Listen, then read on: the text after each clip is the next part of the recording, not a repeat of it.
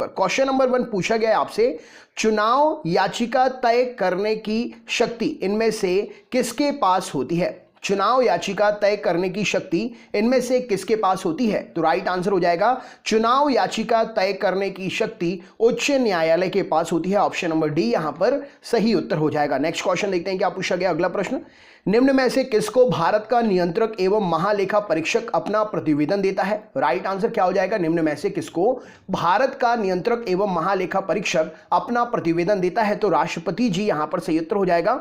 भारत का महानियंत्रक और महालेखा परीक्षक जो है राष्ट्रपति जी को अपना प्रतिवेदन देता है। राइट आंसर हो जाएगा। नेक्स्ट क्वेश्चन देखते हैं क्या पूछा गया। अगला प्रश्न ये रहा स्क्रीन पर, निम्न में से किसके लिए मुख्य लेखाकार तथा लेखा परीक्षक का काम भारत का नियंत्रक एवं महालेखा परीक्षक करता है? इनमें से किसके लिए मुख्य लेखाकार और लेखा परीक्षक का काम भारत का महानियंत्रक और महालेखा परीक्षक करता है? तो राइट आंसर हो जाएगा संघ और राज्य सरकार का जो काम है लेखाकार का, लेखा परीक्षक का, यह भारत का नियंत्रक और महालेखा परीक्षक करता है। नेक्स्ट क्वेश्चन देखते हैं, निम्न में से किसके पास केंद्र सरकार के व्यय को नियंत्रित करने की शक्ति होती है? इनमें से कौन है वो जो केंद्र सरकार के व्यय को नियंत्रित करने की शक्ति अपने पास रखता है? तो राइट आंसर हो जाएगा नियंत्रक और महालेखा परीक्षक जो है केंद्र सरकार के व्यय को नियंत्रित करने की शक्ति अपने पास रखता है। नेक्स्ट क्वेश्चन देखते हैं क्या पूछा गया है।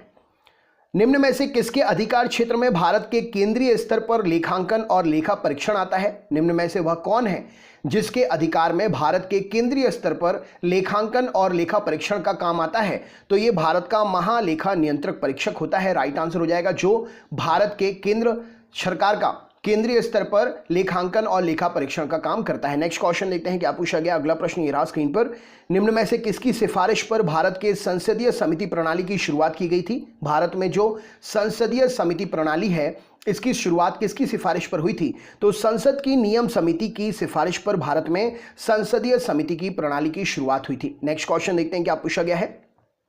अगला प्रश्न है, निम्न में से किससे प्राक्कलन समिति के सदस्य चुने जाते हैं?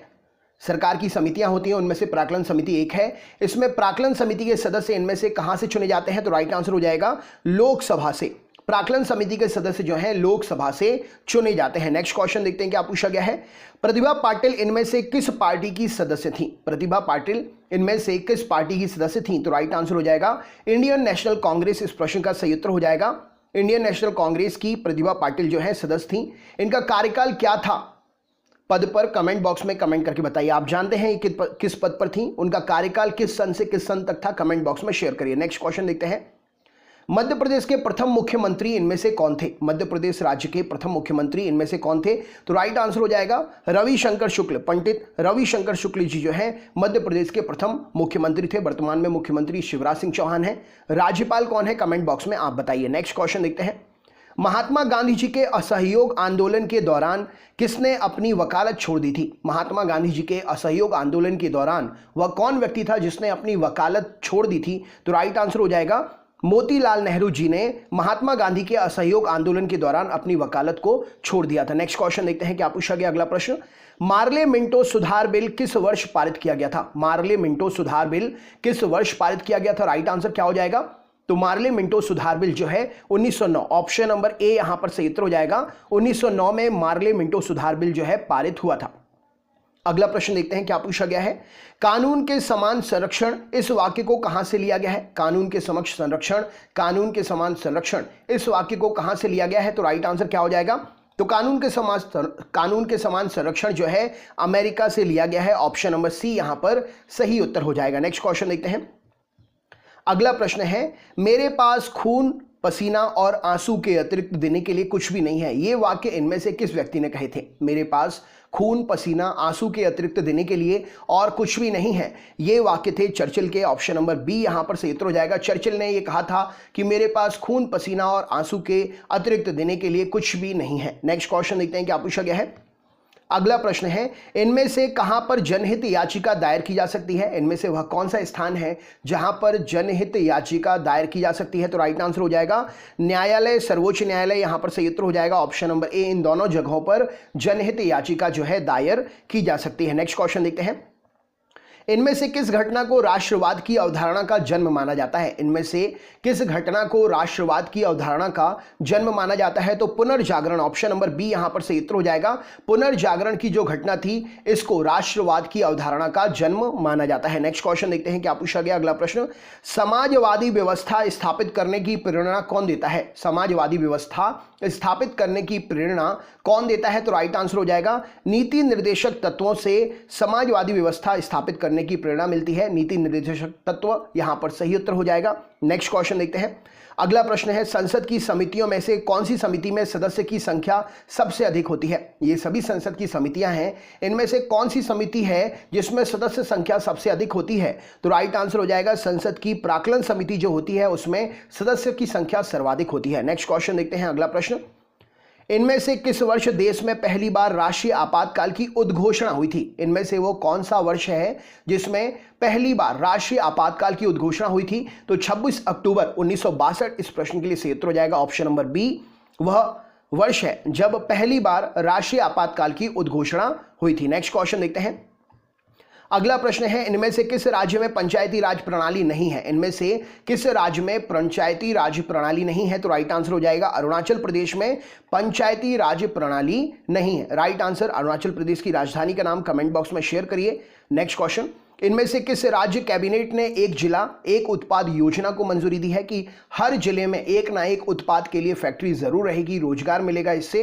तो राइट आंसर हो जाएगा उत्तर प्रदेश सरकार ने उत्तर प्रदेश में एक राज्य एक जिला उत्पाद योजना, एक जिला एक उत्पाद योजना शुरू की है उत्तर प्रदेश राज्य सरकार ने। नेक्स्ट क्वेश्चन देखते हैं। अगला प्रश्न, इनमें से किस सेवानिवृत्त नियंत्रक एवं महालेखा परीक्षक को वित्त आयोग का अध्यक्ष बनाया गया है? इनमें से कौन सा वह नियंत्रक और महालेखा परीक्षक है जो कि सेवानिवृत्त है, इसे वित्त आयोग का अध्यक्ष बनाया गया है? तो राइट आंसर हो जाएगा ए.के. चंदा, ऑप्शन नंबर बी यहां पर सही उत्तर हो जाएगा।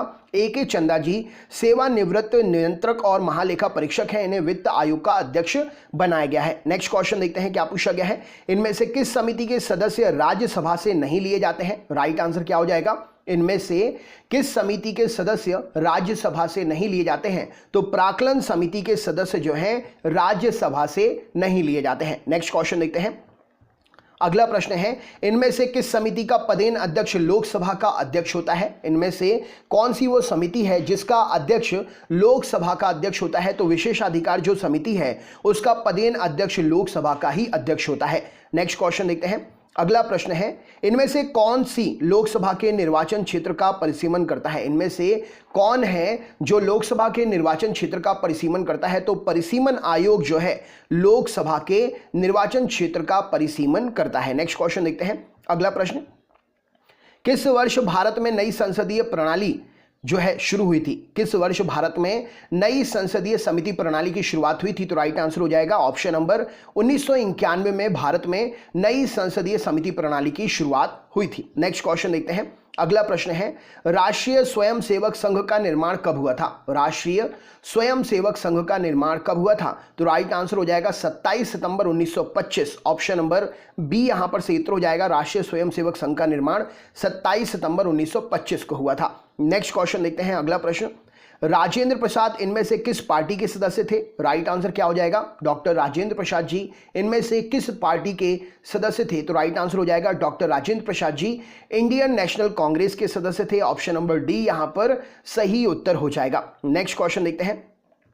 अगला प्रश्न है, निम्न में से किसमें भारतीय संघ की शक्ति निहित होती है? इनमें से किसमें भारतीय संघ की शक्ति निहित होती है? तो राइट आंसर क्या हो जाएगा इस प्रश्न के लिए? Supreme court, option number C यहां पर सही उत्तर हो जाएगा। सुप्रीम कोर्ट में भारतीय संघ की शक्ति जो है निहित होती है। नेक्स्ट क्वेश्चन देखते हैं। अगला प्रश्न, इनमें से कौन संविधान सभा के कार्यों पर समिति के अध्यक्ष थे? इनमें कौन संविधान सभा के कार्यों पर जो समिति बनी थी उस समिति के अध्यक्ष थे? तो राइट आंसर हो जाएगा जीवी मावलंकर जी संविधान सभा के कार्यों पर जो समिति बनी थी उसके अध्यक्ष थे जीवी मावलंकर जी। नेक्स्ट क्वेश्चन देखते हैं क्या पूछा गया है।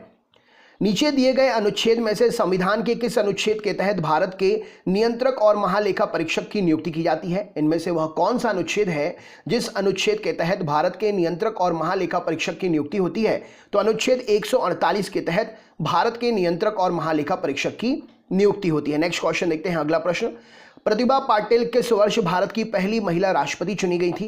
तो ये क्वेश्चन मैंने आपसे पूछा था, इसका सही आंसर हो जाएगा 2007 में। प्रतिभा पाटिल जी भारत की पहली महिला राष्ट्रपति चुनी गई थी 2007 में।